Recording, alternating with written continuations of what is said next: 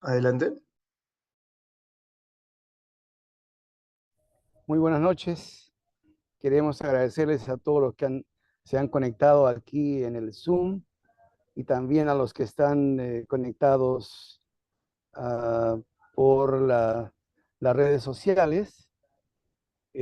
Vamos a tener este panel ahora. Este es un panel organizado por el Seminario Interdisciplinario de Estudios de la Religión de nuestra universidad, de la Pontificia Universidad Católica del Perú.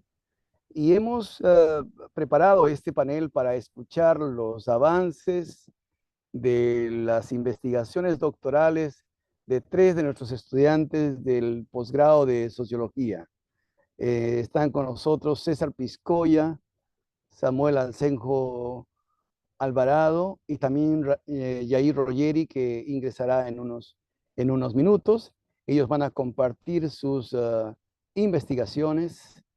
Ya están en la parte final del proceso del doctorado, así que es interesante poder escuchar los trabajos que ellos están haciendo en distintos tópicos de los estudios del fenómeno religioso. Terminada la presentación de los tres, tendremos comentarios de la doctora Veronique Lecaros, quien viene acompañando a los tres, asesorándolos en este proceso de su investigación.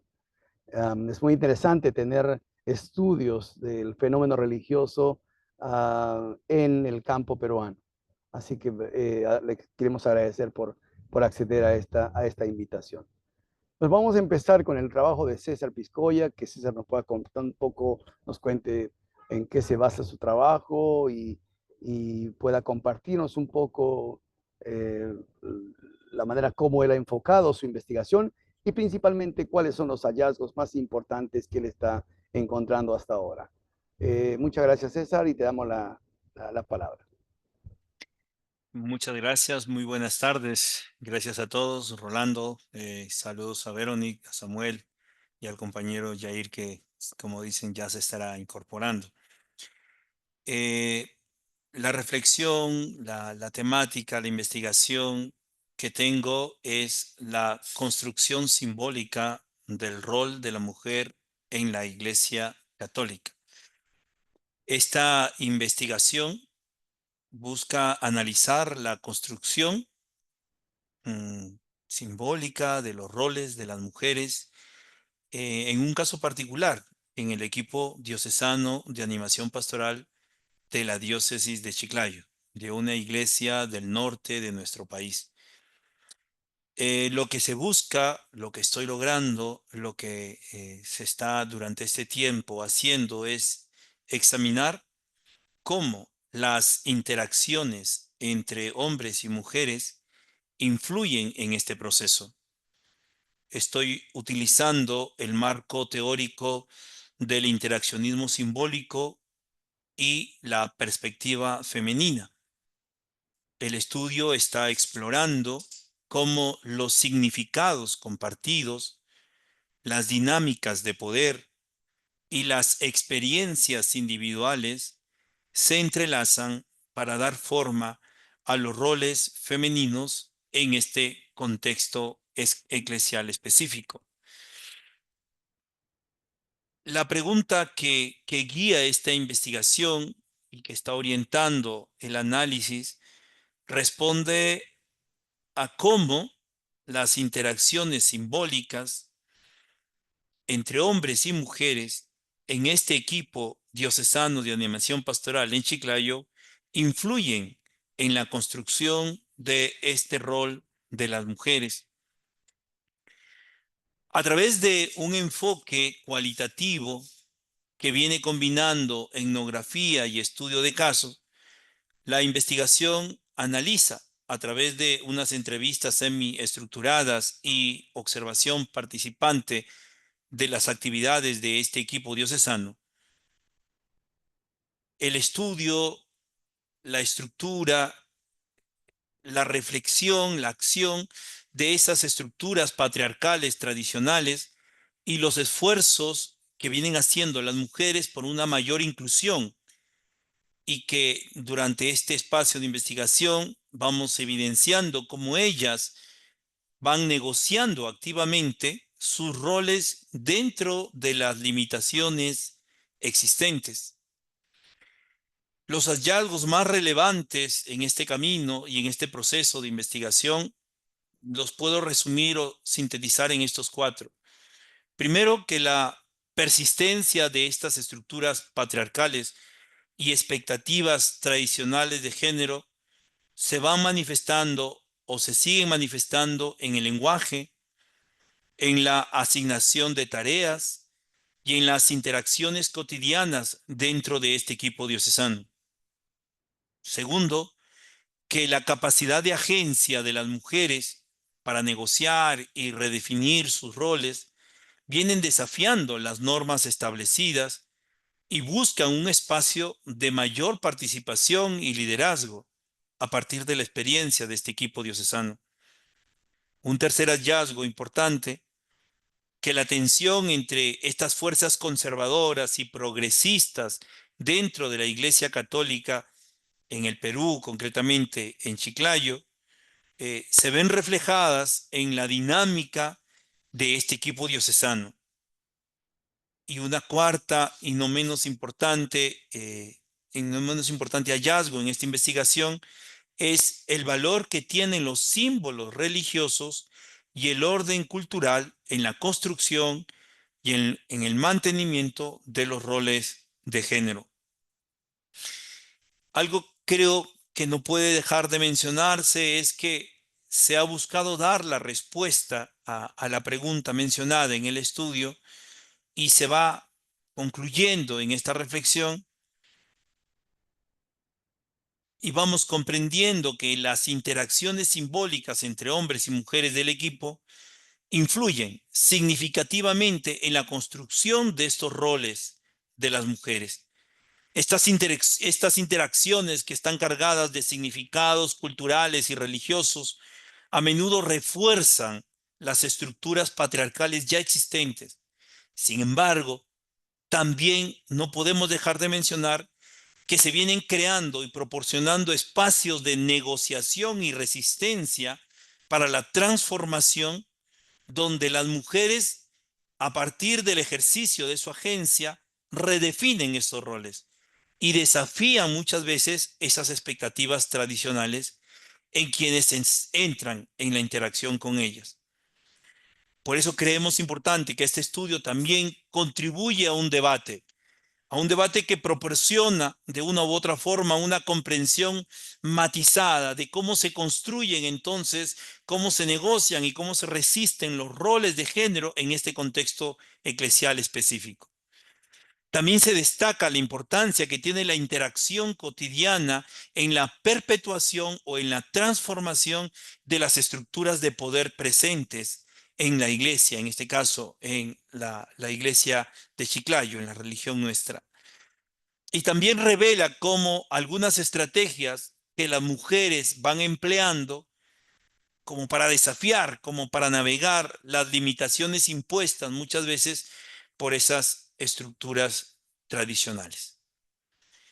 Si esto ayuda, los hallazgos vienen sugiriendo entonces que estas expectativas tradicionales y las mujeres en el equipo logran progresivamente, gradualmente, una participación y liderazgo no esperada de principio por el mismo equipo y la estructura que se constituyó.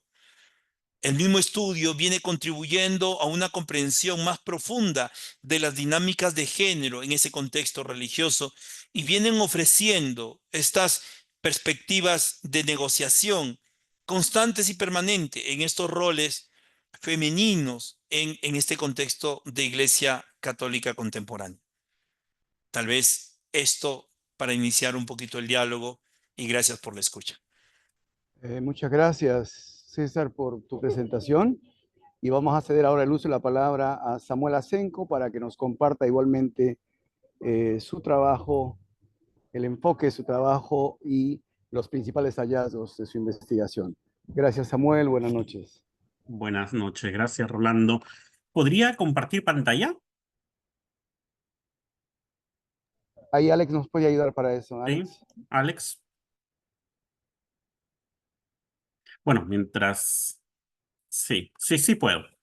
Bueno, mientras pensaba qué parte del avance de la tesis presentar, mi tesis es sobre el rol de las conversiones pentecostales en los procesos de resocialización carcelaria. Mi enfoque es un enfoque temático, análisis es cualitativo con enfoque temático, y quería empezar esta exposición contando una de las cosas que dice uno de los entrevistados. Eh, el entrevistado fue rey, es recluso de 47 años de edad. Él tuvo 5 reingresos, condenas. Se autodefine antes de su conversión como un hombre malo, violento. Después de su conversión, señala que hay un esfuerzo constante para agradar a Dios y estar alejado del delito. Implica que no es nada fácil, sobre todo por la exigencia del tema económico y sobre todo uh, la banda a la que pertenecía, que sufría amenazas constantes de ellos. Y sobre todo por la forma en concebir el mundo, la violencia.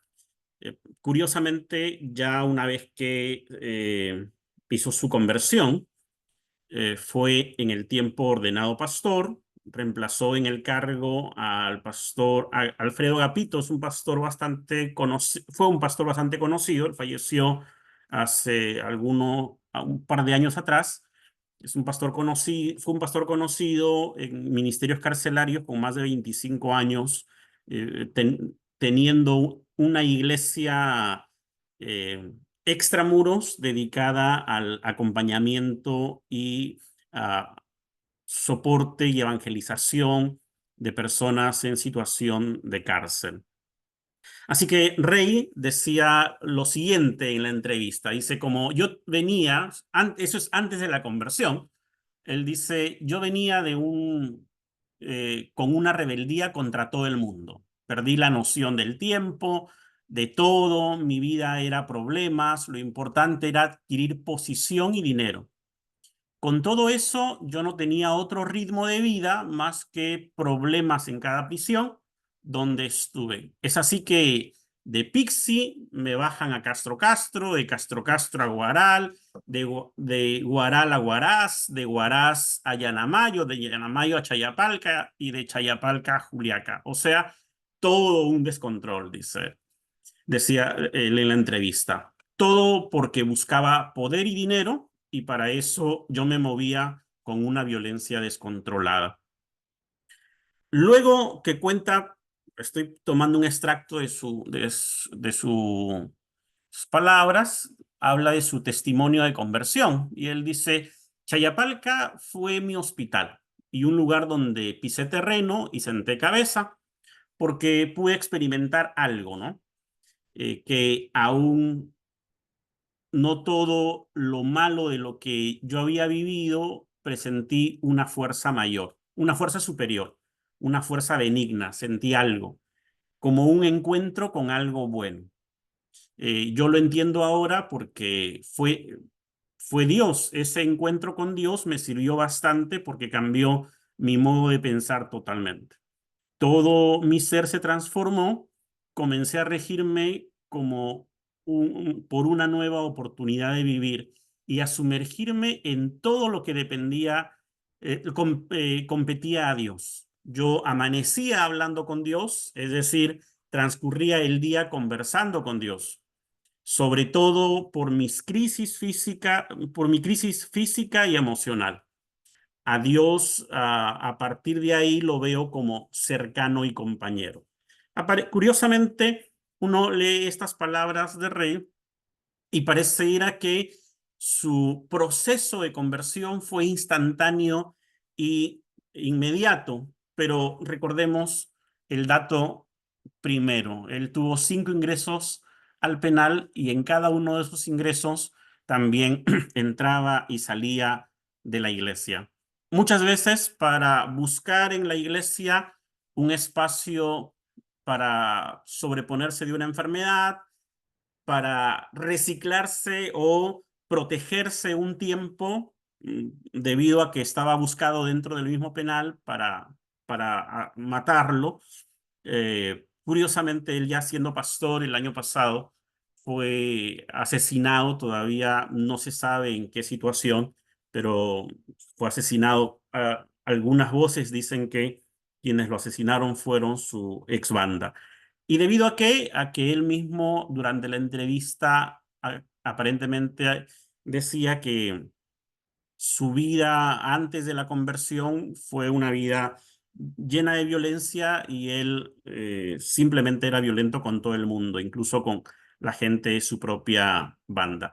Y allí nos pone a pensar entonces en qué tipo de iglesias, y voy a por el asunto de tiempo, dar un pequeño salto hacia qué tipos de iglesias son las que se configuran alrededor de reclusos que quieren hacer su proceso de conversión por diversas razones. Razones de buscar protección, buscar la iglesia como un espacio eh, para no ser buscados o ser respetados, entre comillas, o también como espacios, como les dicen ellos, en el penal se les conoce a reclusos que buscan la iglesia para protección, como espacio de hospital o de parar la mano un tiempo, les dicen barretas, es decir, que están plantados un tiempo, pero luego pueden volver a las andadas. Así que ese es más o menos el camino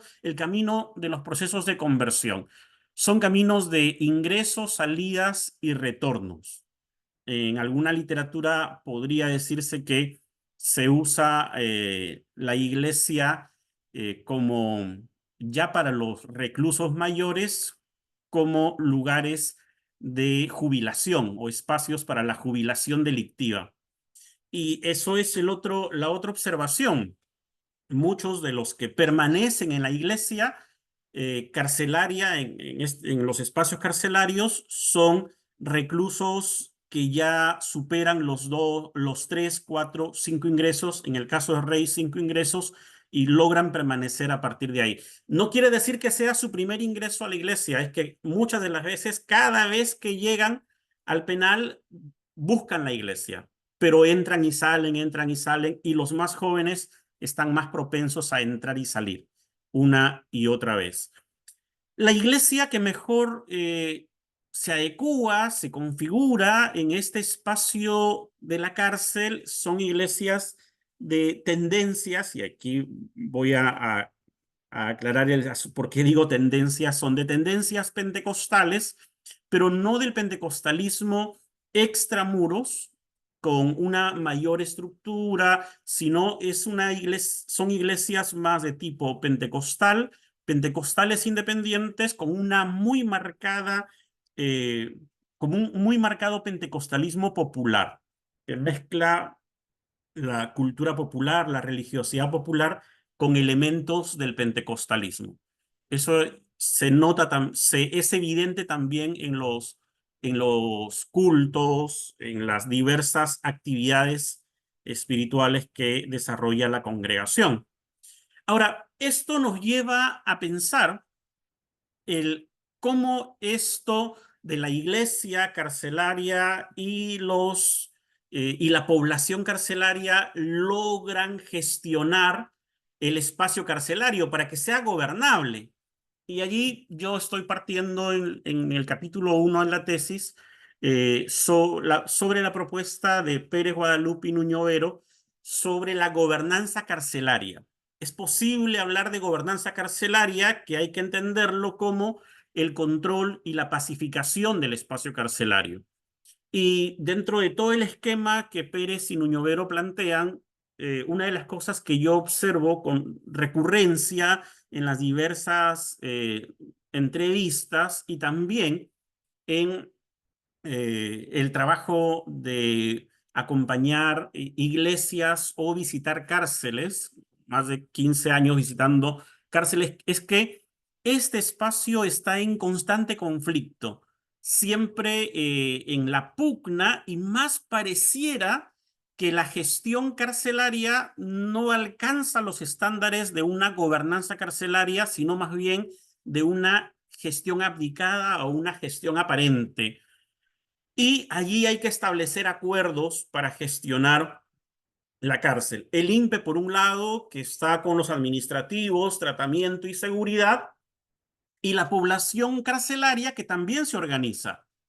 Y están los delegados elegidos por la misma población, eh, con procesos de elecciones ya hoy, en este momento. Seguridad, tienen como un escuadrón de seguridad, los llamados fuleros, que son una especie de los que antes eran taitas, hoy se les reconoce como fuleros, son reclusos de delitos violentos que están dispuestos a derramar sangre para poner orden o para estar al servicio de quien pague sus servicios. Están los reclusos de servicio, los que limpian los baños, los que mantienen limpios los ambientes, y la población carcelaria en general. Eso nos lleva a pensar entonces en cómo se reproduce la cultura carcelaria. Sí, la cultura carcelaria es una situación de resistencia y conflicto constante. Desde ahí hay un sincretismo, un tejido que se da entre la cultura delictiva extramuros y la cultura delictiva intramuros. Porque los presos no es que están estáticos por 10 años en un mismo lugar, sino que están entrando y saliendo. Y están entrando reclusos de los diversos barrios a la cárcel, y saliendo también reclusos. Entonces, ahí hay una reproducción de la cultura carcelaria, y reproducción, más que de la cultura carcelaria, de la cultura delictiva. Hay una socialización carcelaria delictiva de ida y vuelta, y eso es también de observar que la cultura delictiva extramuros, la población proveniente de los diversos penales mayoritariamente es de los asentamientos humanos o barrios. En el caso de la tesis es con entrevistas del penal de Lurigancho y el penal de Piura. Como decía alguien, EP, no voy a preguntar qué significa, ¿no es cierto? Pero eh, como alguna exposición de alguien, ¿verdad? Pero es establecimiento penitenciario, ¿no es cierto? El establecimiento penitenciario de Lurigancho y el establecimiento penitenciario de Piura. Y la mayoría de los reclusos entonces viene de estas canteras. Eso nos pone a pensar entonces en dos momentos. Antes de los 90 y después de los 90 lo pensamos en un segundo momento, pero cómo se reproducen los ideales de la cultura en cuanto al honor y al deshonor, a la honra y la deshonra. Y aquí se va jerarquizando los principios que se imponen en cuanto a la cultura delictiva. Es la criollada, el ganar dinero con el poco esfuerzo. Se privilegia esta cultura delictiva. El recluso profesional, ex policía, ex militar, el que cayó por TITS, el empresario, es porque puede pagar, o si es que puede pagar, esos lujos del espacio carcelario, porque a veces cuando dicen que el Estado mantiene a los presos, eso es una verdad a medias, porque en la cárcel todo se paga. Y más bien hay un tránsito constante entre lo delictivo y lo informal. Sí, la economía delictiva y la economía informal. Hay un ida y vuelta permanente. La deshonra más bien está asociado a los principios como el que quiere ser muy formal, el que quiere hacer las cosas bien, el que va apostando por la justicia, el sentido de la libertad. Eso hasta cierto punto se asume con criterios de que son deshonra. Y los que están más abajo ya de la deshonra son los que cometen delitos contra el pudor y la moral. Mientras que los ideales de la cultura que tenemos es que es al revés, ¿verdad? Aquí los principios de economía formal se privilegian por lo menos en apariencia. La informalidad es un tránsito permanente y la economía delictiva queda abajo. Entonces, los ideales de la cultura invierten esos roles, mientras que los ideales de la cultura delictiva los ponen al revés. Y esto es lo que les mencionaba en cuanto a la organización carcelaria, el poder. Antes de los 90 o hasta los 90, quien gobernaba el espacio de la población carcelaria era el taita general, los taitas adjuntos, los fuleros, que eran como el escuadrón de seguridad del taita general, y a la vez cada pabellón tenía su propio taita y sus taitas adjuntos, sus fuleros, la limpieza y asuntos domésticos, reclusos por delitos contra la vida, reclusos por temas de patrimonio, por delitos de patrimonio. Los ex-taitas estaban debajo, eran los que había que controlar siempre, para evitar que den batacazos. ¿Qué es el batacazo? Las revueltas en el penal para que otro grupo tome el poder. Y los llamados perjuicios. ¿Qué son los perjuicios? Son los fuleros no alineados, los reclusos violentos que no están alineados ni al taita, que no estaban alineados ni al taita que gobernaba, ni a los ex-taitas. En realidad el fulero es una especie, y es hasta ahora una especie de mercenario que vende sus servicios a quien esté dispuesto a pagarlos.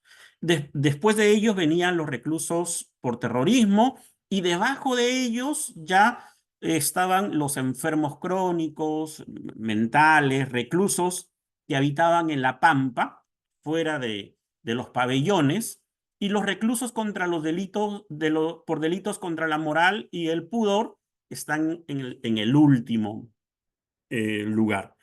Después de los 90, esto cambia un tanto. La diferencia es que el taita generalmente era el más violento, no necesariamente el educado, el que tenía mejores características y habilidades cognitivas o de reflexión, mientras que después de los 90 los delegados generales casi siempre están orientados a personas con mayor educación, ex policías, ex militares en situación de condena. Delegados adjuntos y los fuleros seguían. ¿Quiénes se convirtieron en fuleros? Los taitas o los ex taitas, que eran generalmente los más violentos, pero que no podían tener esta situación de poder. Luego vienen los delegados de los pabellones, este grupo del centro tenía respeto y reconocimiento, mientras que el honor y el poder absoluto es los que están arriba.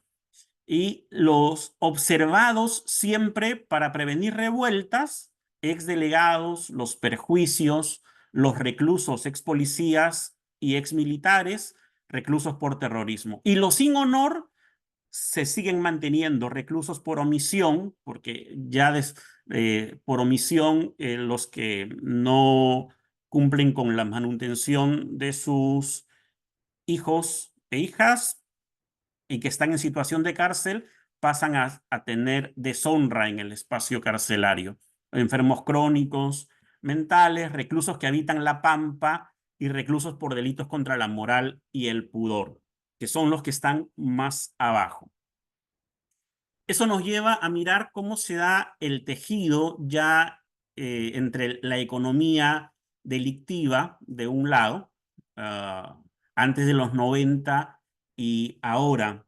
Antes de los 90 está la economía delictiva, la economía formal y la economía informal, y era la policía la que sostenía, sobre todo en el penal de Lurigancho, toda esta situación. El taita, el fulero, la población carcelaria.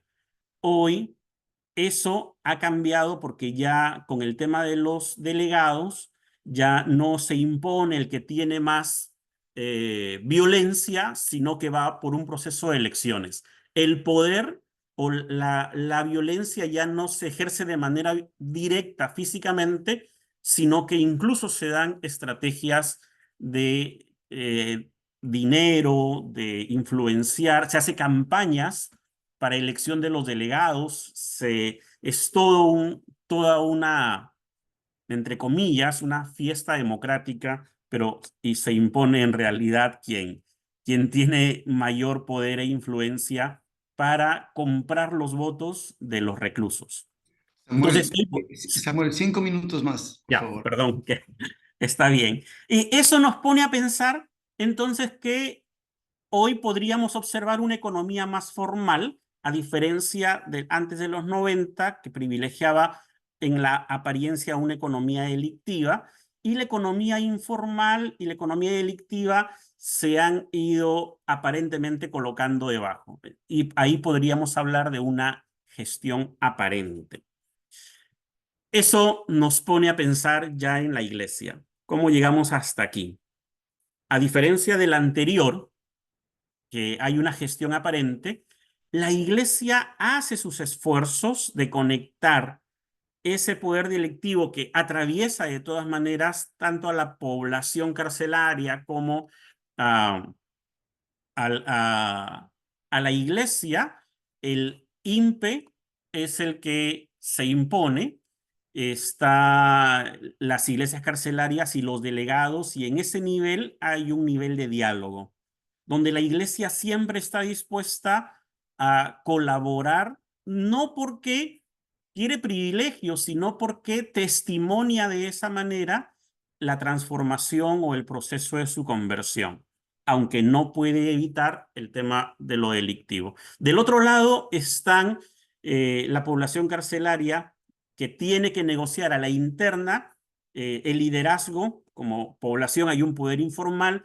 También el pastor o el que esté en el liderazgo tiene que tener exfuleros convertidos, porque también es la manera de imponer su fuerza, el pastor o el liderazgo de la iglesia, a los demás miembros. Y están también perjuicios o que son fuleros que no se alinean a ningún lado. Así que la iglesia también entra a ese poder informal y que se está constantemente negociando en ese tejido del poder formal, del poder delictivo que atraviesa ambos lados. Eso lleva a pensar cómo está organizada la iglesia. Voy a, por asunto de tiempo, solo mirar la parte de la iglesia. Está el pastor elegido, que muchas de las veces, en la gran parte de veces, son exfuleros. El pastor o líder adjunto también es un exfulero. El miembro de la junta directiva o los miembros de la junta directiva son exfuleros, es decir, gente que ha dirigido bandas o que han sido parte de bandas y son muy violentos y que están dispuestos a imponer sus convicciones al interior de la iglesia por la fuerza, en el nombre del Padre, del Hijo y del Espíritu Santo, pero por la fuerza, ¿verdad? Y los miembros en plena comunión más maduros, los considerados activos, casi siempre se considera a los exfuleros. Entonces, y en las personas, los reclusos conversos que tienen mayor reconocimiento y mayor respeto, son los exfuleros, exdrogadictos, exalcohólicos, expolicías. Mientras que los que están observados siempre son miembros bautizados en agua, pasivos o en proceso de madurez, que son casi siempre gente o reclusos que asisten de manera intermitente, y delitos contra el patrimonio, que todavía no logran su compromiso. Y los sin honor son los que miembros en agua, bautizados en agua, es decir, reclusos que cometieron delitos por omisión, moral, pudor, y los participantes y asistentes en general. Para finalizar, eso lleva a pensar, toda esta carga lleva a pensar que ya el proceso de conversión no es un proceso sencillo. La cárcel es un espacio de lucha permanente, también dentro de las iglesias es también de ascenso social y reconocimiento. No es solo un tema de convertirse y ser movido por el espíritu. Hay más complejidades. Considerando que este es más o menos el esquema en el que se quiere graficar que ese proceso de conversión es un proceso de idas y vueltas, de afiliación, desafiliación, conversión, desconversiones, en algunos casos reconversiones de idas y vueltas, hasta que la mayoría de reclusos que permanecen en las iglesias y logran salir de, de lo delictivo son aquellos que van a su tercero, cuarto o quinto ingreso a las iglesias. Muchas gracias. Muchas gracias, Samuel.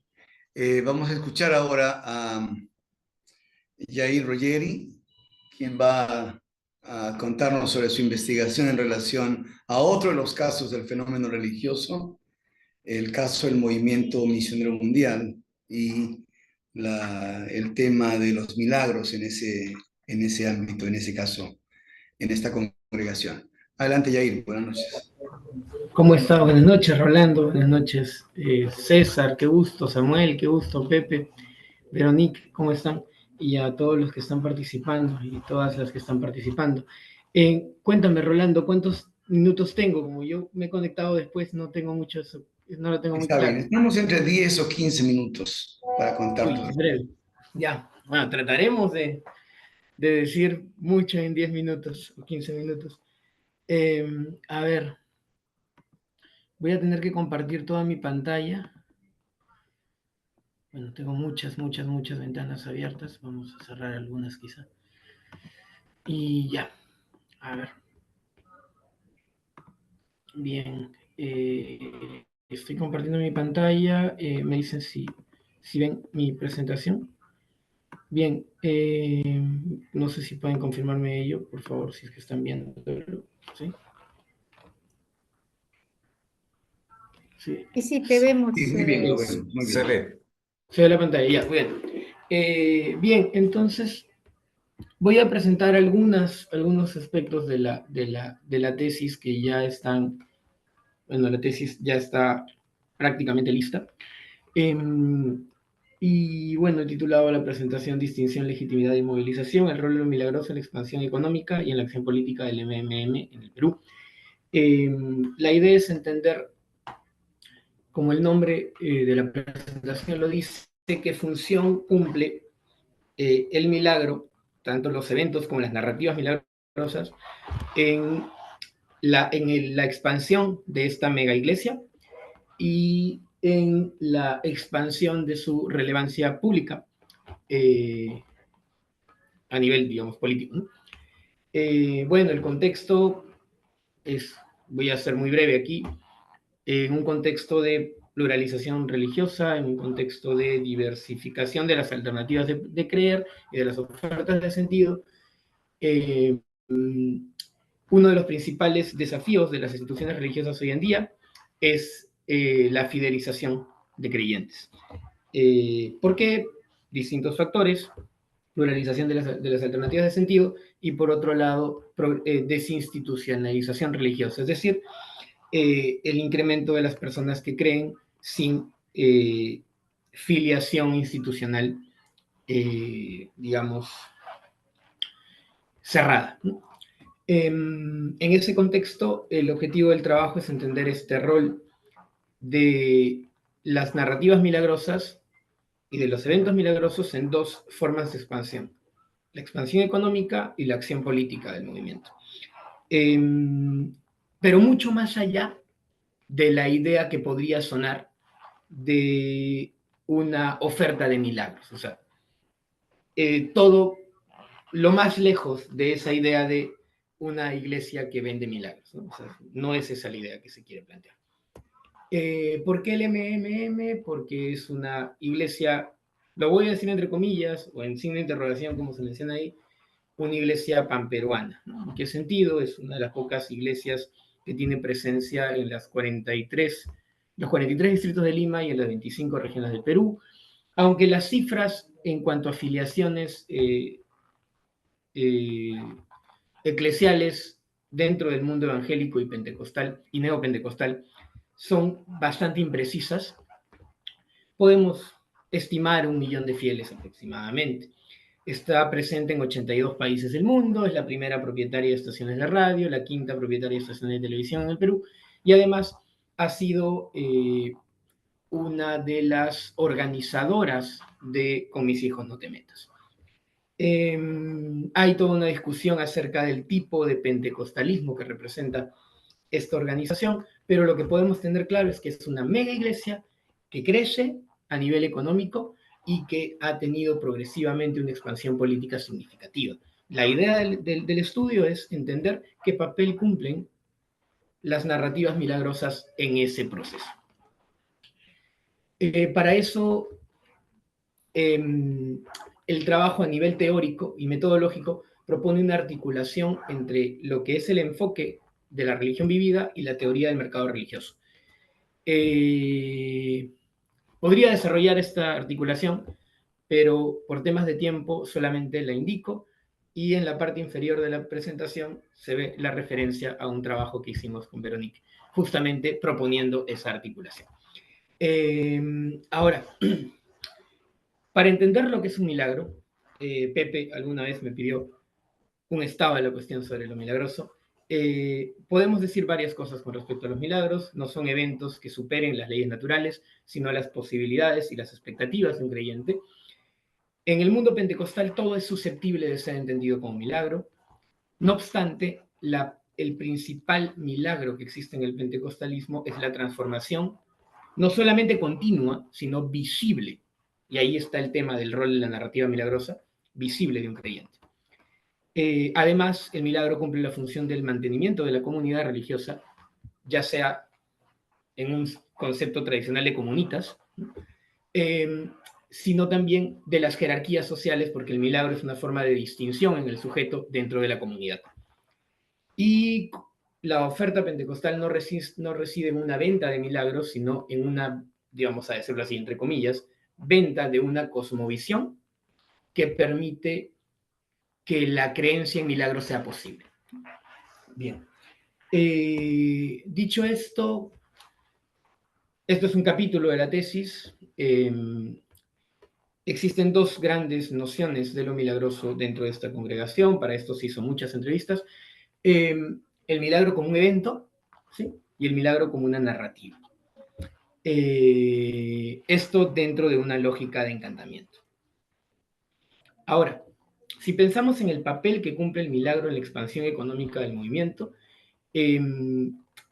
hay tres cosas bien claras que podemos decir. En primer lugar, las experiencias milagrosas y las narrativas milagrosas funcionan como, vamos a decirlo así, bisagras entre tres modelos organizativos que confluyen y que podrían parecer antagónicos dentro de una congregación. A nivel de la jerarquía, la iglesia es una gran corporación que podría asemejarse al funcionamiento de un multinivel religioso. En ese lugar, los pastores que trabajan en un contexto de relativa informalidad hacia la estructura, hacia los fieles, representan la figura del pastor patrón.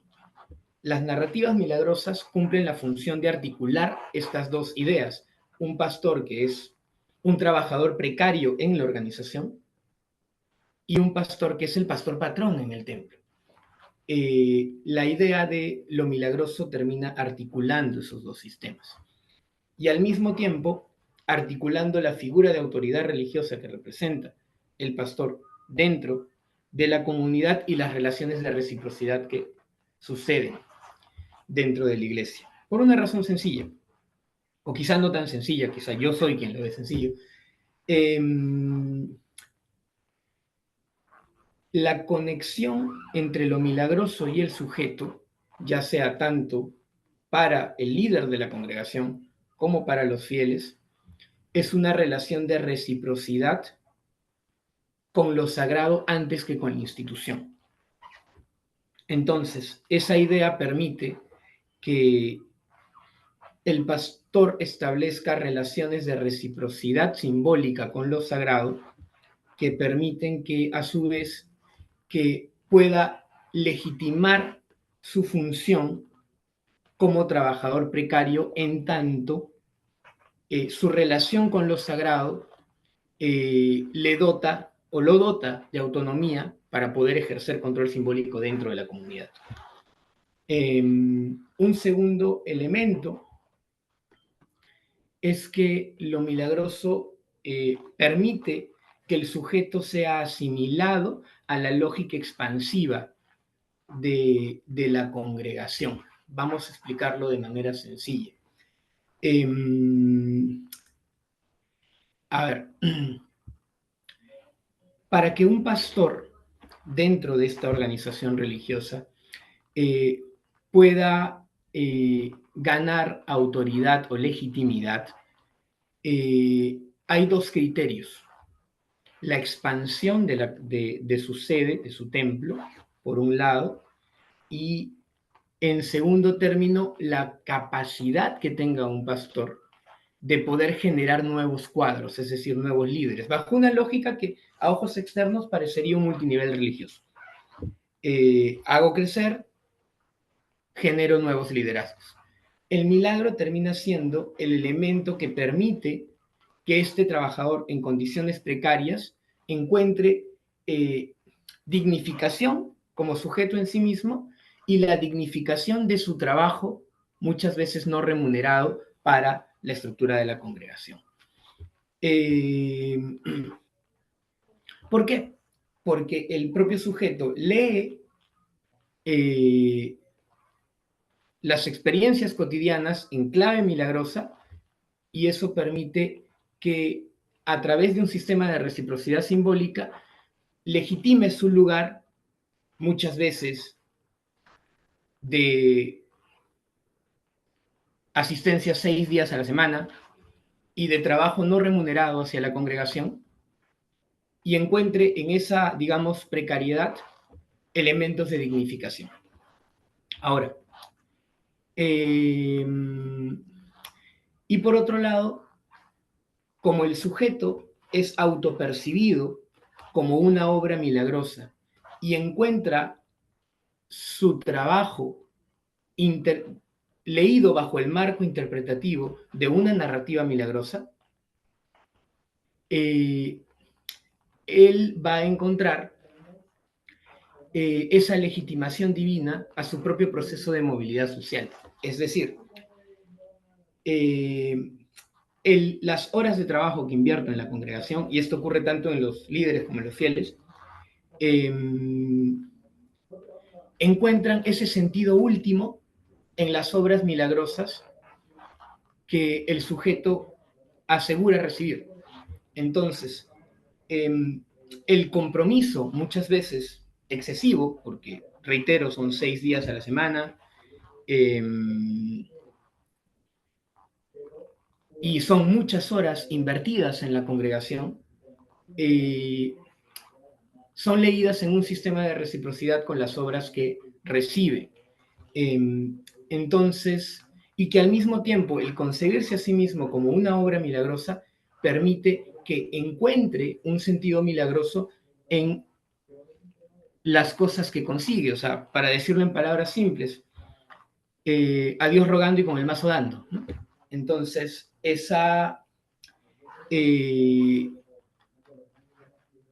el milagro permite la justificación o la legitimación divina del lugar que ocupa el sujeto en la estructura de la organización, del trabajo que invierte y de los beneficios que recibe como parte de ese proceso. Si pensamos en la acción política, pues esto da para hablar mucho más. Hace fundamentalmente milagro dos cosas. En primer lugar, transforma a través de una lectura milagrosa de las acciones políticas lo político en moral. Es decir, las formas de participación política, tanto en la agenda de género de la congregación como en las posiciones políticas que muestra la institución a favor del fujimorismo, son al ser leídas también en clave milagrosa, no son leídas como formas de participación política, sino como actos morales. Lo que es interpretado a través de una teología de guerra espiritual y lo que es simbolizado a través de actos de glosolalia antes de la movilización. O sea, como si en una suerte de Pentecostés continuo, el Espíritu bajase para cubrir o sustentar el acto de la movilización política. Entonces, esto ya no es entendido como un acto político, sino como un acto moral. Pero al mismo tiempo, porque reitero, esta relación que establecen los fieles a través de esta lógica de la interpretación milagrosa no es necesariamente con la institución, sino con lo sagrado, permite el desarrollo de ciertas formas de autonomía que se expresan en la posibilidad de disentir. Habitualmente nosotros pensamos al movimiento misionero mundial como una organización monolítica y radicalmente conservadora. Pero es ese mismo milagro el que permite el establecimiento de márgenes de autonomía en el creyente, que se pueden expresar en la toma de distancia del proselitismo político que se hace desde el altar, en la toma de distancia de las lecturas religiosas que se hacen de ciertos elementos, en el sentido de yo confronto con mi Biblia lo que el pastor dice, en moderación de ciertas formas de activismo, en el sentido de que para el fiel que participa masivamente en una marcha, por ejemplo, de Con mis hijos no te metas, algo se hace político cuando es continuo. ¿Qué quiere decir? Si yo asisto a una marcha, es un acto moral. Si asisto continuamente, ya pasa a ser un acto político. Y allí, en ese punto, se dan matices de separación de esferas entre lo que es un asunto moral religioso y lo que es un asunto político. Y por último, una de las máximas expresiones de disensión por parte de los fieles es el mismo silencio. O sea, el negarse a hacer proselitismo. Ahora, uno podría explicarse o podría preguntarse cómo es posible que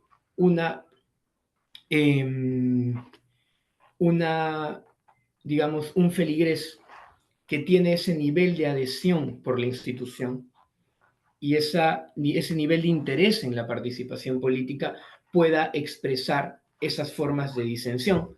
Justamente el hecho de que él se entienda como una obra milagrosa y que entienda su relación con la institución en clave milagrosa permite también que se den esos márgenes de disensión entre él mismo y la institución.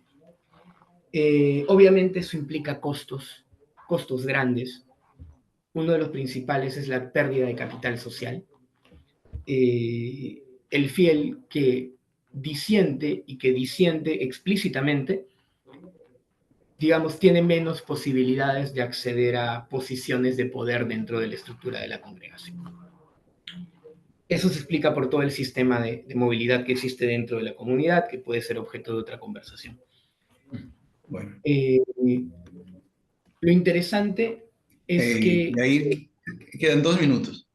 Sí, justo las reflexiones finales. Sí, perdón. No me fue mal con el tiempo.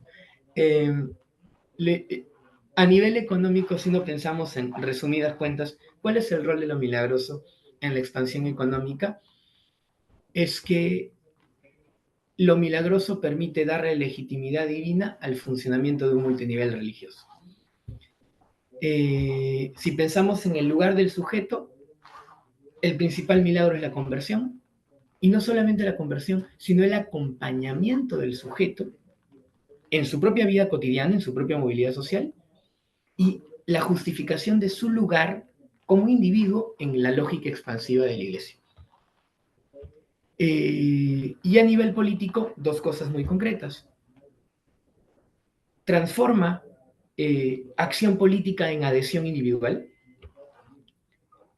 pero al mismo tiempo potencia formas de autonomías o formas de autonomía que le permiten al creyente esos pequeños márgenes de disensión que rompen la idea de que el movimiento misionero mundial sea una organización monolítica y radicalmente conservadora. O sea, si bien es cierto, tiende a ello, existen márgenes de disensión que son posibilitados por esta misma interpretación milagrosa de la vida cotidiana. Creo que eso podría comentarles.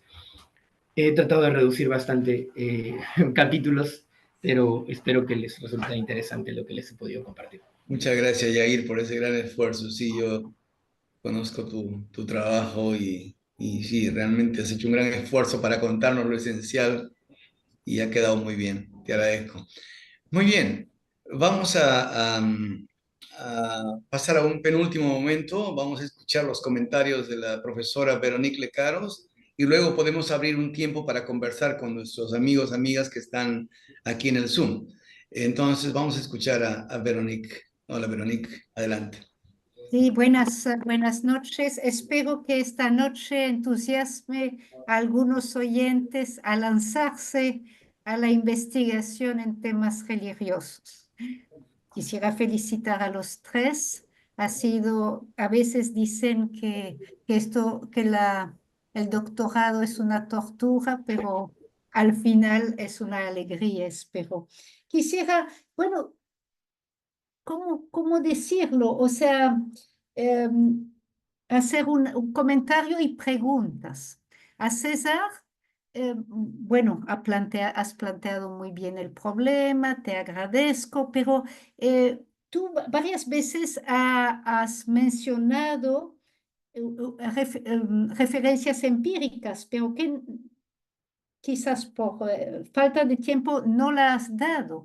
Y me gustaría que nos des algunos ejemplos para ilustrar lo que tú has dicho, ¿no? La interacción cotidiana que serán las mujeres que ponen flores, barren la iglesia, mientras los hombres no hacen este tipo de tarea. Y también espacio de negociación. También me gustaría que nos des ejemplos de estrategias de mujeres, ¿no? Esto sobre todo quisiera que lo puedas ilustrar para ayudarnos a entender mejor y decir también que César en varios espacios se ha encontrado el único hombre que trabaja tema de mujeres en la iglesia. Muchas gracias. Qué bueno que hayan hombres involucrados en estos temas. Samuel, bueno, mira, es tantos años en la cárcel, ya manejas a perfección todas estas categorías. Y sí me quedé, bueno, es obviamente muy interesante porque es un mundo hermético, ¿no? De cierta manera, no es fácil entrar y entender la lógica de ellos, pero me quedé un poco, bueno, por falta de tiempo, pero tú anunciaste que tu tema es resocialización, ¿no? Entonces, si algo, 2 minutos, podrías decir sobre la forma en que la iglesia ayuda, no ayuda a resocializar, ¿no? ¿Qué pasa cuando salen de la cárcel? Y debo añadir que la investigación en Piura la hicimos juntos.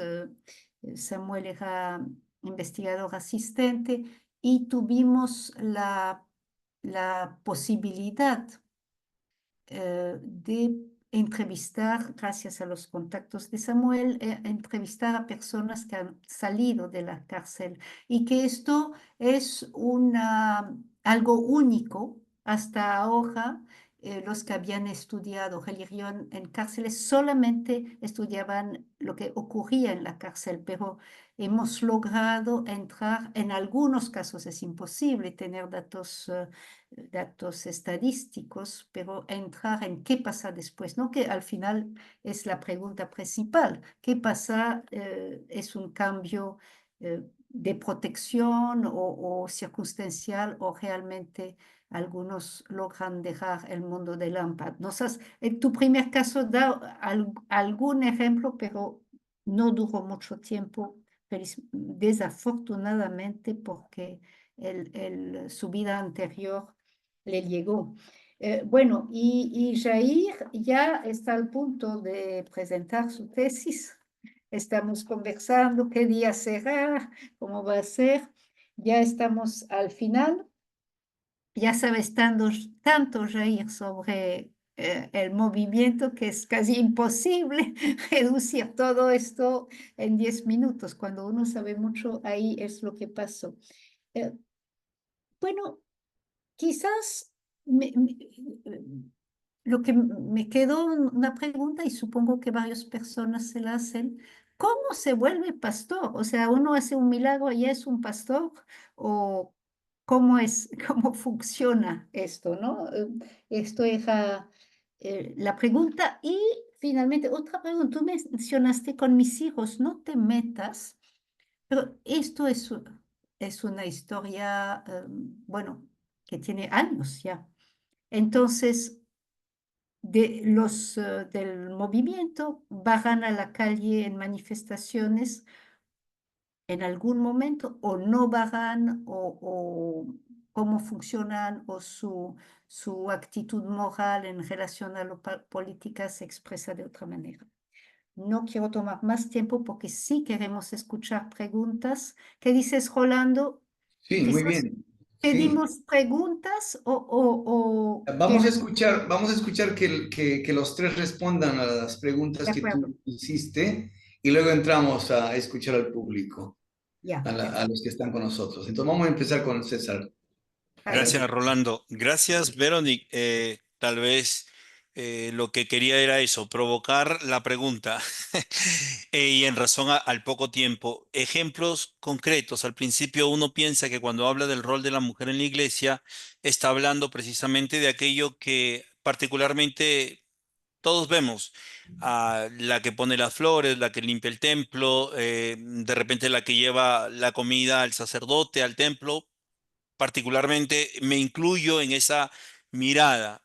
Esa fue de repente la expectativa primera que tenía. Cuando uno se adentra al estudio, se encuentra con otro tipo de afirmaciones que va más al tema del lenguaje, que va más al tema de lo simbólico, que va más al tema de la interacción. Entonces, ejemplos concretos, simplemente menciono nombres en razón anónima a los que fueron entrevistados. Un laico, Armando, que tiene dentro de la edad pues más de 6 años ya en ese servicio, decía, todavía hay ciertos roles que se le asignan de acuerdo a la concepción, afirmaba, a lo mejor un poquito machista, y lo ponía él entre comillas cuando dialogábamos, hablaba, él decía, lo pongo entre comillas, pero creo que nuestras compañeras les toca como dedicarse a esas tareas primarias. Y cuando le hacíamos la repregunta de qué son esas tareas primarias, él decía, por ejemplo, que cuando llegamos aquí a la reunión nos tenga preparada una tacita de café, nos ayude un poquito arreglando la mesa, porque ellos la saben hacer muy bien. Otra de las participantes, en este caso, como parte del equipo, y ella se llama Estela, ella decía, a veces en algunas homilías, los sacerdotes, consciente o inconscientemente, siempre hacen una mención del el rol de la mujer, por ejemplo, en el acontecimiento de la resurrección. Ustedes recuerdan siempre el acontecimiento de la resurrección, la mención es, ¿a quién se le apareció Jesús? Y todo el mundo responde, a la mujer. ¿Por qué a la mujer? Ah, porque ellas son chismosas, porque ellas siempre están comunicando rápido lo que se tiene que comunicar o saber. También dentro de las entrevistadas, porque en el equipo hay religiosas, una de las religiosas decía, eh, tradicionalmente nos describen con un lenguaje respetuoso y de confianza, dicen que así somos, pero ellos no se dan cuenta que en su manera de expresarlo en el lenguaje, con la jerarquía que éste tiene, desde una reflexión que hace Nietzsche, por supuesto, dice, ese lenguaje es despectivo y discriminatorio. Entonces, las percepciones de él o de ella son distintas y es lo que de repente a la pregunta de Verónica pocos hombres han estudiado el rol de la mujer y por qué César lo hace. Porque particularmente me he sentido involucrado en esas interacciones y en el contexto de iglesia, siempre de 10 eran 8 mujeres, 2 hombres. Así que si voy incluso a mirar a la mujer como laica y voy a mirar a la mujer como religiosa, hay algo que particularmente tiene como diferenciación. Otro ejemplo concreto de allí, de ella, dice, no se necesita que vengan mujeres a decir lo que nosotros los sacerdotes ya venimos haciendo. Lo expresaba una religiosa al recordar la negativa de la acogida del servicio de esta religiosa en ese contexto. Y otra de ellas decía, en una de las entrevistas, me cuestionaron por qué yo no utilizaba el velo, hablando ya de símbolos y significados. Y yo les decía, pero el velo no connota la vocación que yo tengo. Y el sacerdote le respondía, pero para mí y mi comunidad sí. Entonces pónganse el velo, por favor, hermana. Eh, Estas experiencias que cada una de ellas ha vivido o ha tenido me ayuda a reconocer que en este estudio el rol no está definido necesariamente por aquella expresión o acción que las flores, que la sacristana o que aquella responsable del templo, sino que van más allá en el lenguaje, en la significación, en la simbología, en el contexto y en la cultura que se acoge esta relación entre hombres y mujeres. Esto para dar un poquito de respuesta a Verónica. Muchas gracias, César.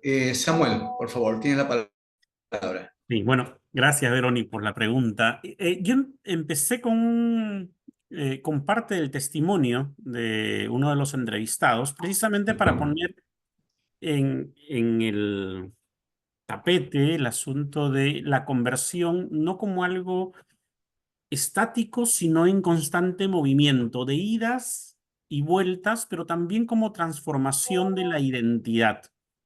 Y tal vez robándole un poquito el término del milagro a Jair, es hablar precisamente en estos espacios pentecostales carcelarios de el milagro como la transformación de la identidad del recluso. Y esa transformación lleva también a la búsqueda del reconocimiento social. Hay una competencia entre creyentes de la iglesia por el ascenso, por el reconocimiento y por escalar en ese liderazgo, en hacerse pastor en el mejor de los casos. De otro lado, esa transformación de la identidad involucra el abandonar la cultura delictiva y eso implica pasar de lo delictivo a la informalidad y en el mejor de los casos a la formalidad. Y el capítulo 1 de la tesis precisamente es presentar esa forma en que se reproduce tanto el espacio carcelario como el espacio de la iglesia carcelaria y ver esos conflictos por el ascenso y ese proceso de conversión en el ascenso. Esa transformación también de la identidad se ve visible, por ejemplo, en el cambio de la vestimenta, el lenguaje, se censura el lenguaje grosero, la masculinidad, la manera de ser hombre, de pasar de ser un hombre violento, de ser un hombre que hace uso y abuso y cosifica a la mujer, a ser un hombre más bien protector, proveedor, que va hacia los estándares que la cultura establece como los ideales del hombre virtuoso. Desde ahí esa transformación de la identidad es una renuncia también a la violencia física y a la obediencia a la autoridad, tanto de la iglesia como del penal al INPE, como a los delegados. Y desde allí entonces hay un acompañamiento de la iglesia, la conversión, más que la tesis hablar de resocialización propiamente, es como la conversión pentecostal y la vida de iglesia, el soporte que la iglesia brinda, contribuyen a esos procesos de resocialización. Y desde ahí la iglesia acompaña, provee espacios de albergue, tanto dentro de la cárcel como fuera de la cárcel en muchos casos. Y también trata de proveer recursos, alimentos, albergue y cambiar la cosmovisión del recluso. Eso va generando no de manera sencilla, pero sí en un proceso con muchos conflictos del recluso, y él es recluso, como tú mencionabas. Lo interesante de la investigación es que logramos hacer las entrevistas a ex reclusos. Entonces, no solamente es verlos en su estadio de la iglesia carcelaria, sino cómo ha sido posible sostener esos procesos de resocialización fuera del espacio carcelario y entrando y saliendo una y otra vez de las iglesias fuera del penal.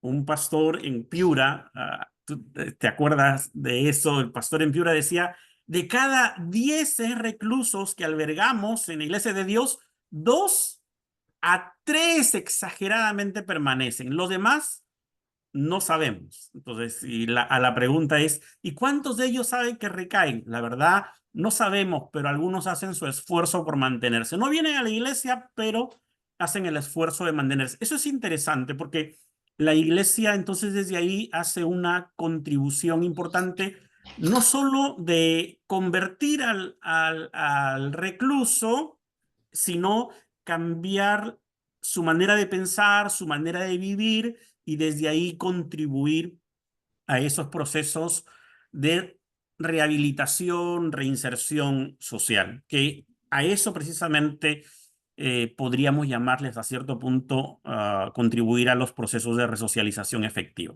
Gracias, Bueno, Samuel. gracias. Muy bien. Yair, te escuchamos. Gracias, Rolando, por el pase. Gracias a Veronique por las preguntas. Creo que son 2 preguntas clave para llenar los vacíos que forzosamente tiene una exposición. Con respecto a cómo se hace alguien pastor en el movimiento, es una cuestión de llamado y de vocación. Y justamente allí opera la lógica de las narrativas milagrosas. Si bien existen seminarios, no es que la formación en el seminario determine la posibilidad de hacerse pastor. En la práctica, cumple digamos que tiene que ver con la presencia dentro de la comunidad religiosa y la posibilidad de movilidad social, asumiendo responsabilidades progresivas y que son, digamos, establecidas a criterio por el pastor, ¿no? Dentro de su función de pastor patrón. Entonces, ahora, hay momentos clave que son los momentos en los que, por ejemplo, se hacen servicios ocultos para promover vocaciones, justamente. Y allí, entre momentos de éxtasis espiritual, ocurren estos eventos de llamados, ¿no? Ahora, entonces, eso es lo primero para ser seleccionado. Pero antes de ser pastor, una persona es obrera. ¿Y qué implica? Que es enviada a un campo blanco, se le llama así campo blanco, que es un nuevo local. Entonces, la manera en la que un pastor puede probar su valía como pastor es haciendo crecer ese local de la nada. De ahí la lógica de multinivel religioso, ¿no? Y a su vez la posibilidad no solamente de llenar este nuevo templo, sino de formar nuevos liderazgos a partir de él. Entonces es llamado y luego es básicamente el trabajo arduo, no remunerado, si queremos decirlo así, mistificado como obra milagrosa, ¿no? Entonces creo que esa es la cuestión del papel que cumple el milagro en esta movilidad de un pastor. O sea, no, digamos, la formación es, si bien existen los seminarios del IM, existe el Instituto del IM, pero no es, digamos, determinante la formación para convertirse en pastor, sino más bien el compromiso total del creyente que va a ser leído en clave milagrosa, ¿no? y va a ser, digamos, traducido en aportes a la lógica expansiva, ¿no? Ya sea con un templo lleno, pero no solamente un templo lleno, sino un templo fidelizado, y la prueba de esa fidelización es la formación de nuevos liderazgos, ¿no? Entonces, no solamente es tener tu propia iglesia, sino que esa iglesia genere nuevos anexos para que a partir de ellos se formen nuevas iglesias, ¿no? Entonces, esa es la idea del proceso de formación de pastor. Ahora, está claro que el obrero no gana salario. Entonces, gana salario o gana a partir de que se convierte en pastor. Entonces, eso va a, digamos, a representar pues toda una auténtica movilidad social del creyente. No solamente dignificación o capital simbólico dentro de la comunidad, sino acceso al trabajo también. Ahora, y en cuanto al papel del MMM en Con mis hijos no te metas, es un papel de, vamos a decirlo así, más que de liderazgo, logístico. ¿Qué aporta el MMM a Con mis hijos no te metas? Aporta multitudes. No liderazgos, pero sí multitudes. Y por otro lado, digamos, logística. ¿En qué sentido? Por ejemplo, cuando surge Con mis hijos no te metas, una de las cosas que se puso en práctica es que cada presbiterio, o sea, cada sede central, recibió, ahí sí no tengo claro si lo recibió de la organización central o si se encargó de imprimirlo con el presupuesto de la propia sede principal dentro de cada jurisdicción. Digamos, imprimir gigantografías, volantes y todo ese tipo de recursos que luego cada integrante de la congregación tenía que colocar en los techos de sus casas y subir publicaciones en ese entonces a Facebook para probar su compromiso. Entonces, es un aporte de logística, es un aporte de movilización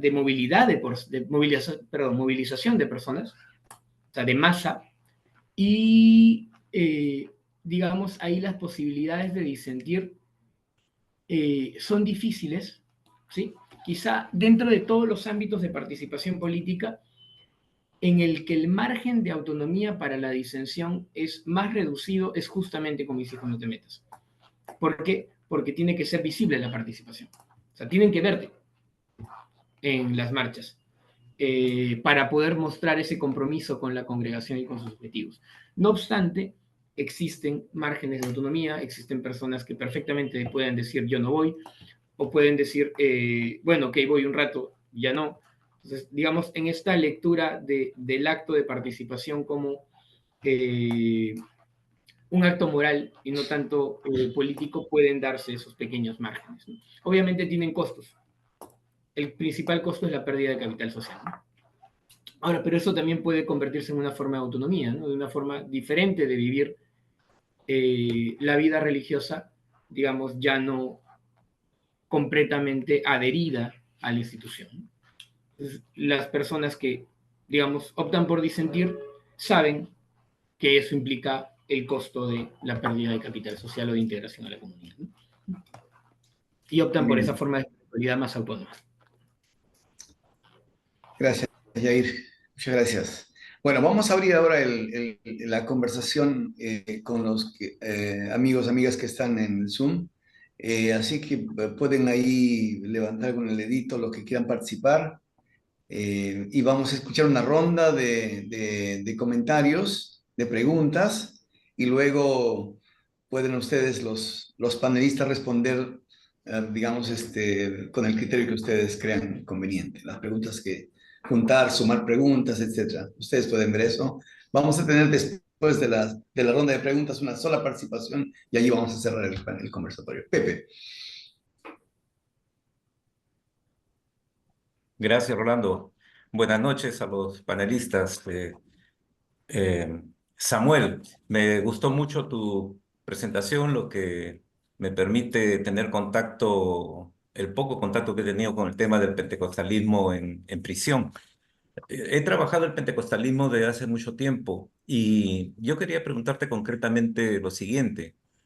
Dentro de lo que yo observé en los procesos de conversión, la dimensión de la mística pentecostal es un elemento recurrente, es decir, la producción de visiones, la producción de imágenes, todo el conjunto de representaciones que aparecen dentro de lo que se puede llamar la dimensión milagrosa, ¿no? Que la gente lo interpreta, los pentecostales lo interpretan como expresión de milagro. Entonces, lo que yo más o menos percibí dentro de todo eso es que esas visiones, por el contenido que tienen, actúan como una especie de control, de mecanismo de control simbólico de lo que es el proceso del convertido. De manera que le van recordando cuando se aparece el demonio, cuando se aparecen determinadas figuras, ¿verdad? Es como un recordatorio de que debe mantenerse dentro de los cauces del proceso realizado. Yo no sé si algo de estos trabajaste en tu experiencia en la cárcel con los pentecostales y si había este tipo de fenómenos, ¿no? Y qué contenido de repente le daban a esas imágenes, a esas visiones, a esas interpretaciones. No sé si lo trabajaste, repito, pero me gustaría saber un poco qué tan cerca tuviste ese tipo de experiencias. Y luego, Yair, no sé si entendí bien. eh, Dices que el movimiento misionero mundial tiende al conservadurismo. Me pareció escuchar eso. Eh, por todos los vínculos que tiene el movimiento misionero mundial con los sectores de más ultraderecha del Congreso, a mí no me cabe duda de que es un grupo ultraconservador. ¿A qué se refiere eso de que tiende? ¿Hay alguna... No comprendí bien y quería una aclaración al respecto, ¿no? Y bueno, lamentablemente no pude escuchar la presentación de César y bueno, no tengo mayor comentarios al respecto, Ok. ¿no? Gracias, Gracias. Pepe. Muchas gracias. ¿Alguien más quisiera dejar su comentario o pregunta? Luis, qué bueno tenerte, amigo. Adelante. Adelante, Lucho. Gracias. Sí, me estoy reenchufando Qué bueno, qué a los, bueno. a Está los bien. temas religiosos. Gracias a Samuel y a Ir por su presentación. Igualmente, solo escuché la mitad de César, pero por el comentario de Veronique, entiendo que es un tema muy interesante, pero voy a, si me permiten, dislates o un dislate por lo menos, para ver cómo podemos conversar sobre esos temas, ¿no? Este, a mí me parece muy importante la categoría milagro y conversión, porque son categorías que nos podrían ayudar a entender cuáles son los cambios que se suscitan en determinadas organizaciones, ¿no? Sigo pensando en Weber y muchos otros autores.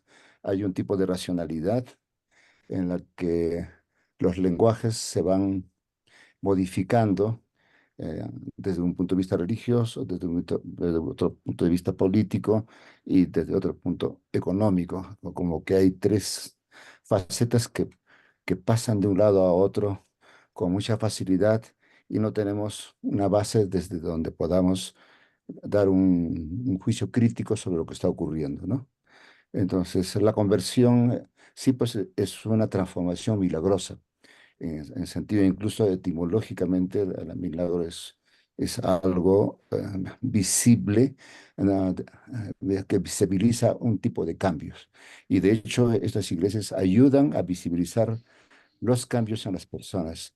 Entonces, hay una racionalidad organizativa, ¿no es cierto? Y el milagro es algo inherente a ese proceso donde el logro, diríamos en otro lenguaje económico, es importante. Entonces, y por supuesto, el impacto en términos políticos es sumamente importante. Entonces, porque si no hubieran esos elementos, no habría una explicación religiosa milagrosa, por esa razón. Digamos, ¿no? Entonces, hay todos esos tres elementos que van jugando constantemente, digamos, en los procesos de transformación, de conversión y milagro de las personas. Por eso, y aquí mi dislate, ¿por qué no dejamos de llamar iglesias?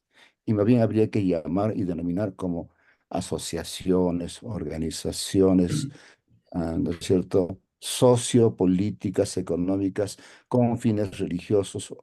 Se dan cuenta ustedes que ya no son iglesias como tal, porque la categoría iglesia ya está prácticamente superada, ¿no? Para estos casos. Hay que repensarlo, ¿no? Entonces, habría que repensar bastantes cosas a partir de las cosas que han dicho que me parece súper interesante. Me gustará Bueno. leer cuando terminan sus trabajos, pero hasta ahí me quedo, porque tengo Ujú. muchos más comentarios en realidad, pero ahí Está me quedo. bien. Gracias, Luchito. ¿Alguien más? Yo me quedé pensando, escuchándolos, como yo veo que los tres tienen sea por la investigación o por la acercamiento a los campos que están trabajando. Ya ahí viene trabajando 10 años el fenómeno. Samuel conoce muy bien ese mundo pentecostal o del campo evangélico también, y creo que César también.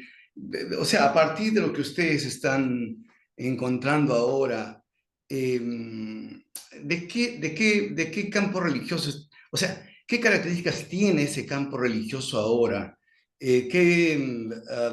Digamos, comparando hace 20 años, o sea, ¿de qué estamos hablando ahora en términos de este nuevo rostro o actoría religiosa, católica o evangélica? Estamos hablando de una comunidad religiosa mucho más interactuante con fieles que están en la frontera, que están desterritorializándose. Estamos hablando de comunidades de fe más extramuros y que están repensando su modelo conversionista para pensar la transformación más allá de lo individual y pensar en las repercusiones sociales. O sea, ¿cómo podríamos, qué características podemos digamos, plantear de este actor religioso a partir de los casos que ustedes han trabajado? Bueno, creo que no hay ninguna intervención más. Les escuchamos. Tomen lo que quieran tomar, así que bueno, ahí están libres pero no prediquen, por favor. Yo ya iba a comenzar con la predica. Sí. Sí, vamos a empezar con Yair ahora para hacer un giro, un cambio ahí en el orden. Adelante, Yair. Bien, muchas gracias por las preguntas y reflexiones provocadoras. Bueno, empiezo con, con Pepe. Afirmaba la idea de tendencia al conservadurismo radical o radicalismo conservador, si se quiere, para destacar la distinción, eso está en la tesis, ¿no? Que entre lo que son las adhesiones a nivel institucional, de lo que son las adhesiones de los fieles. O sea, es claro, existe una alianza entre el movimiento y el movimiento Perú, para hacer la precisión, y con Mis Hijos No Te Metas, sí. Existe una alianza entre el MMM Colombia, o existió una alianza entre el MMM Colombia y el uribismo, sí.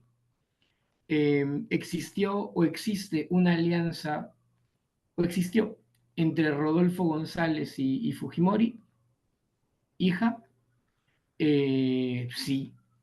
Pero hay matices en las alianzas a nivel de la corporación, yo prefiero llamarle corporación. Y con eso también comento lo que comentaba el profesor Luis. Entre la corporación y ciertos sectores del conservadurismo, entre lo que fue la alianza específica, que fue una cosa básicamente de el pastor Rodolfo González y Keiko Fujimori, y los matices y divergencias que se dan a nivel de las feligresías y a nivel de los pastores, porque justamente por ese funcionamiento de multinivel, si bien el pastor para la corporación es un obrero precario, por decirlo así, un trabajador de estajo, si se quiere, para el pastor es dentro de la iglesia es su templo feudo, pero al mismo tiempo existe un sistema de renovación. Un pastor no suele durar más de 4 o 5 años dentro de una sede, y hay todos unos mecanismos de promoción de una sede a otra. Entonces, hay muchos factores que intervienen en que la posición de la corporación, del templo y del feligrés tengan muchos matices. Entonces, es por eso que hago la distinción de tendencia más que de una cuestión como si el movimiento fuera una entidad monolítica que se adhiere, si me permiten la mención, religiosamente a una opción política. Entonces, es por eso, o sea, hay matices. Y creo que eso es importante destacarlo, porque normalmente pensamos en el movimiento como un ejército conservador, ¿no? Pero hay matices, hay matices. Eso, y por otro lado, con respecto a lo que comentó el profesor Luis, sí, pienso que debemos repensar, coincido con usted, repensar la categoría de iglesia, incluso la categoría de religión misma. Pero sí, definitivamente. Para mí, particularmente, digamos, a nivel económico es una corporación, ¿sí? Y a nivel político es una asociación de asociaciones que, si bien tienen una lealtad significativa, es más al nombre que a las jerarquías, porque hay pactos, hay divisiones, hay cismas. Samuel la conoce de cerca. Entonces, digamos, es una asociación de asociaciones. A nivel económico es una gran corporación, es una gran empresa, movimientos, si queremos decirlo así. Es una empresa con presencia en 82 países. Entonces, no es poca cosa. Creo que podemos pensar en esas categorías. Con respecto al comentario de Rolando, pues sí, es un actor político con rostro religioso y un actor religioso con rostro político. Entonces, sí, creo que eso es importante. Ahora, si bien el movimiento es una de las organizaciones o corporaciones que tiende a promover una fidelización muy grande en los creyentes, es justamente más interesante aún, considerando lo centrípeto que puede ser el movimiento misionero mundial, justamente los matices de disensión terminan siendo más importantes. O sea, el hecho de que en una organización que tiende a abarcar buena parte de la vida del creyente, el hecho de que puedan permitirse diferir de la jerarquía termina teniendo mayor relevancia, aunque quizá estadísticamente sea poco significativo, ¿no? Quizá, digamos, eso podría comentar al respecto. Muchas gracias, Jair. Samuel. Bien, bueno, algunas cosas mirando lo primero, lo que José plantea. Y sí, en primera instancia pareciera que el pentecostalismo ha primado dentro del pentecostalismo el sueño, la profecía y estos elementos, pero al interior del pentecostalismo esto no ha sido el eje o la columna vertebral del quehacer de la iglesia pentecostal. Más bien ha habido otros elementos, por ejemplo, el tema del demonio que José planteaba, tanto en el pentecostalismo en general como en el pentecostalismo carcelario, está más asociado al deseo, que en muchos de esos espacios se llama la carne, el deseo sexual, el deseo de hacer el mal, el demonio actúa por ahí. O las enfermedades que también pueden ser denominadas espíritus, ¿no? La angustia, el descontrol emocional, la violencia que puede generar el demonio está visto en esos espacios. Y a los que son eh, alcohólicos o drogadictos, ese síndrome de abstinencia al ingresar a la iglesia también se asocia como la presencia del demonio. Mientras que los sueños, las profecías no son, tanto en el pentecostalismo fuera como en el pentecostalismo carcelario, la interpretación de ellos está mediada por el liderazgo. Y está mediada muy bien por ese liderazgo que es quien tiene la interpretación oficial de esas manifestaciones, incluso de la glosolalia, del hablar en lenguas, la interpretación de lenguas, la sanidad, los milagros. No cualquiera, es común escuchar en el pentecostalismo que no cualquiera puede imponer manos, tiene que hacerlo alguien que tenga la madurez suficiente para hacerlo. Y los creyentes ven eso como un proceso de aprendizaje y de subordinación, porque se entienden a sí mismos como milicia.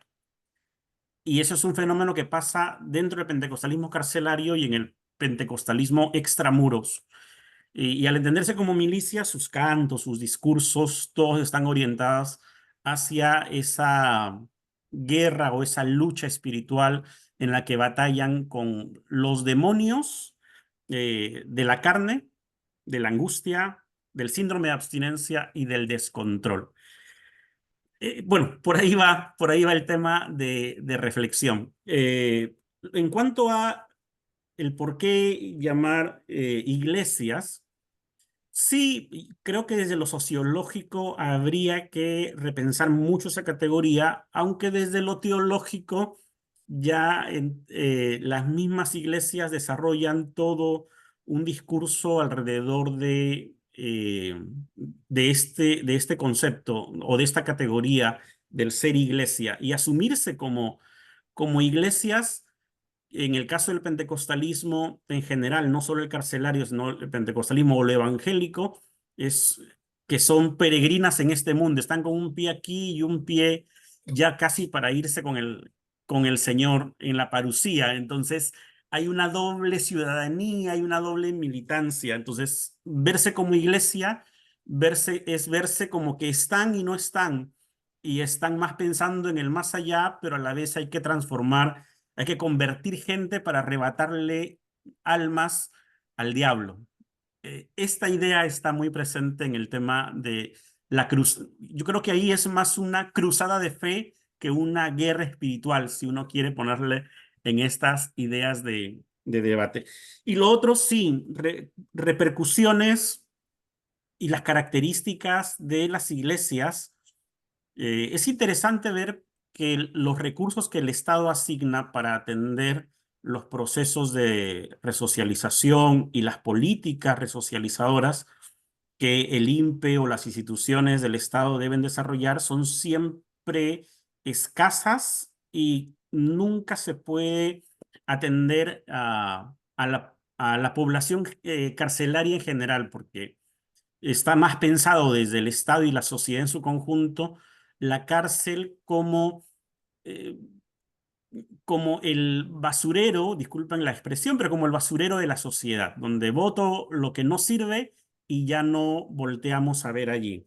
Entonces, la iglesia carcelaria extramuros e intramuros cumple esa función donde el Estado está ausente, donde el Estado no puede hacer seguimiento, acompañamiento, ayudar a que la gente, los reclusos, si es reclusos al salir del penal, encuentre alguna manera de salir del círculo donde han crecido y han interactuado toda su vida. Entonces la iglesia allí cumple un papel importante. Sí, gracias. Muchas gracias, Samuel. César, adelante, gracias. Iglesia, de dos vertientes. Primero, la conceptualización etimológica. ¿Qué estamos entendiendo por iglesia, Rolando? Si es griega, pues es asamblea que te convoca y bueno, tal vez desde allí y en la sociología podemos quedarnos con esa definición. Pero si hablamos de la iglesia, estoy desde esta mirada católica y con la definición teológica de pueblo de Dios, entonces hay, creo yo, y incluso desde el estudio, hay como una experiencia de religión pública. Y de repente ese es el acento que está poniendo Francisco con esa invitación que ahora habla de sinodalidad, ¿no? El hacernos parte de y sacarnos del contexto de privación. Y por ello es importante el estudio de la mujer y del rol de ella en este caso. Porque citando a Veronique, quien nos acompaña ahora, el contexto de la iglesia peruana tiene una paradoja muy particular.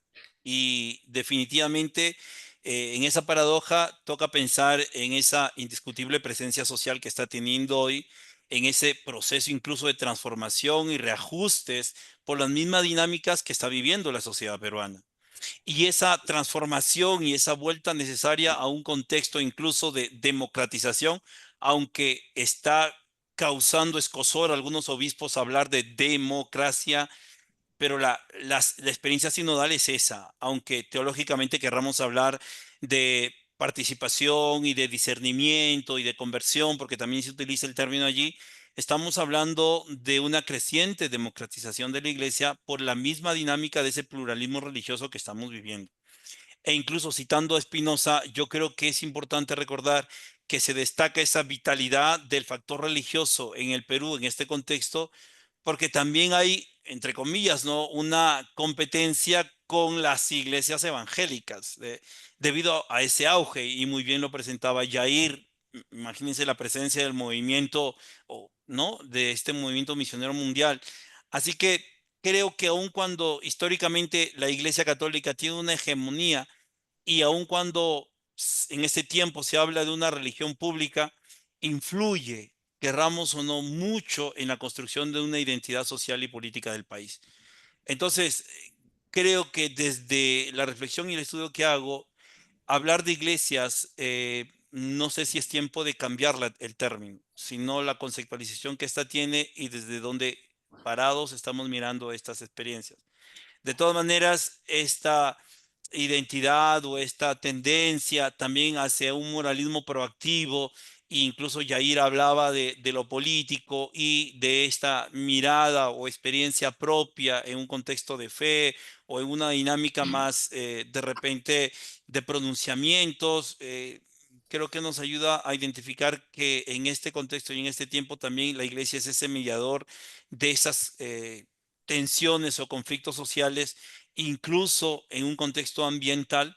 Termina siendo esta iglesia católica otra vez esa religión pública, pero con esa identidad de pueblo, ¿sí? Yo quisiera compartir esto. Muy bien. Gracias. Muchas gracias. Gracias a los tres, a Yair, Samuel y César, por compartir sus hallazgos, sus trabajos, y aquí estamos haciendo un esfuerzo por...